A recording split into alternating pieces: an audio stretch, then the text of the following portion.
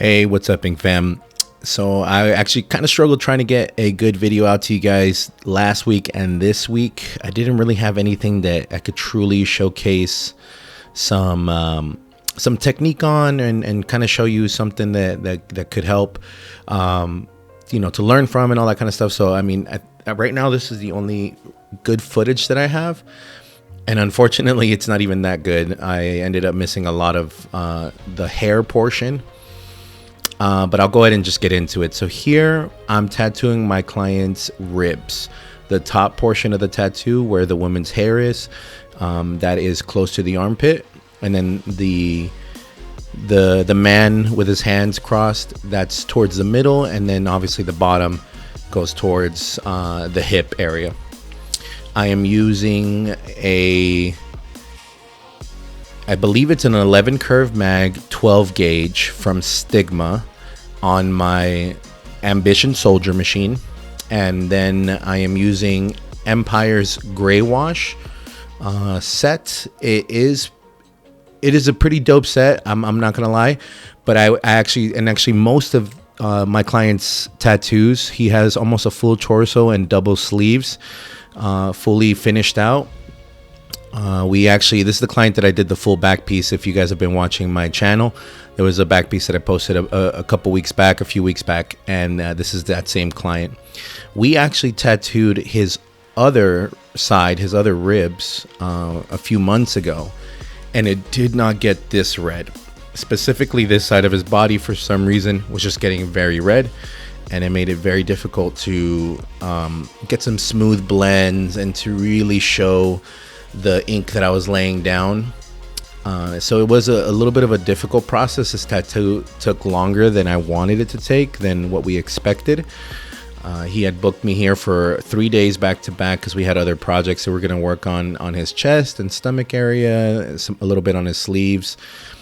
But I wanted to showcase at least some of this work. I'm using, like I said, a 12 gauge, so I can kind of pack some of that gray wash. I've noticed that with the gray wash, sometimes it takes several passes to get it to the level that I want, but I've noticed that with the 12 gauge, being that it's a bigger needle, I'm able to apply a little bit more into the skin with less effort.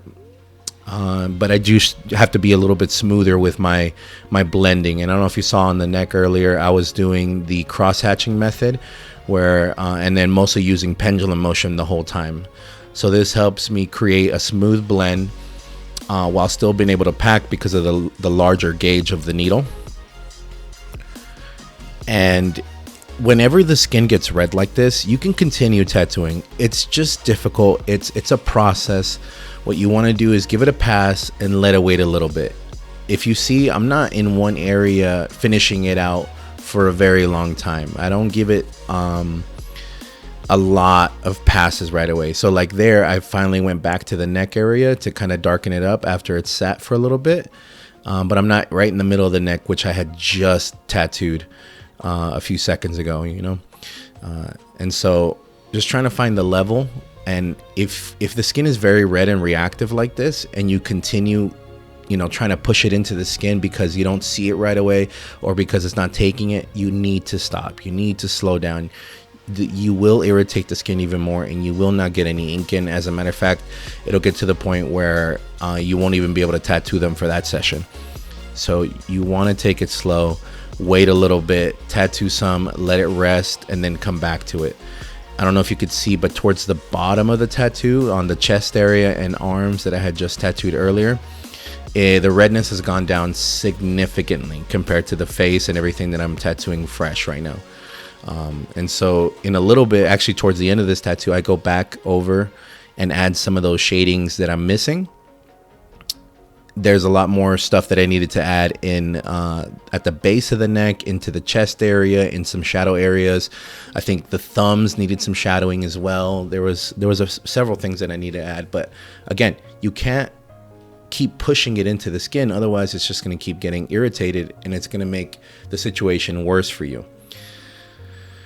Here I think I'm staying at about I believe it was because it goes from dark to medium to light to extra light. And I honestly, I think I was in the light the whole time, mainly because of the redness. I think I would have been more comfortable adding in some of those darks if I could see it go into the skin right away without causing so much redness. But one of the good things about using those sets, the pre-wash sets, is that you don't have to guess a lot where you're at with your dip into the inks. You can kind of just go based off of what you already have set out on your tray, versus trying to find it again and tattooing the skin and then seeing if the level looks right, especially with a lot of redness. So that did help me, and it did benefit me a lot. However, because of that redness and because of having to wait, the tattoo took way longer than expected. Here I'm bringing down those sort of like highlights in the hair down a level by running my mid-tone right into those areas. And I did that earlier because I knew that I was going to have to go back in there and give it a pass. So I added the black in the hair and the really dark shadowing way earlier. One, to kind of frame out the face and where all those shades are going to go. And then two, so that way I can already have it in the skin, because I really got to press the skin to get that dark in there. And here, because this image, this design is sort of like this see-through sort of being, the hair and the details on the girl, I'm not going to add a hard line and use my liner on it. I'm using the edge or like the side of my curved mag to kind of make some lines, so it kind of creates this sort of like softened outline, because she's see-through.